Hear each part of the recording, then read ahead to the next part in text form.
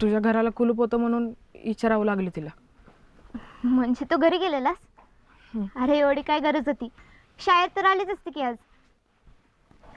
अख्खा एक दिवस कशी वाट बघणार होतो तुझी, म्हणून गेलो. खरं तर जावं लागलं असं वाटलं नव्हतं. अरे सांगितलं की पप्पांनी अचानक बोलवलं, तरी मी आयला म्हणत होते मला शाळेत जावंच लागेल, तू एकटीच जा. पण पप्पासनी नाही होत भेटण्यासारखं. हो, मी तर काय रोजच भेटतो ना. अरे आता तरी कर की माफ. केलं. काल वाईट वाटलेलं, सकाळी राग पण आलता, पण जसं तुला बघितलं कधी राग निघून गेला काय कळलंच नाही. पण तूच बघ की, मी तुला किती सहज माफ केलं ना.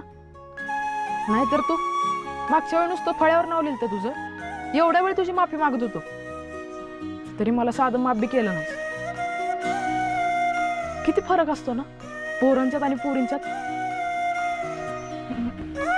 बस की, जायचं जायचं का आता?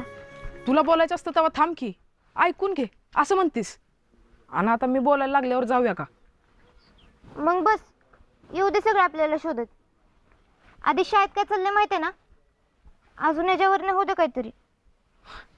मग गाजू दे सगळ्या गावात आभ्या आणि केवढाचं नाव. असं नको. मग कसं?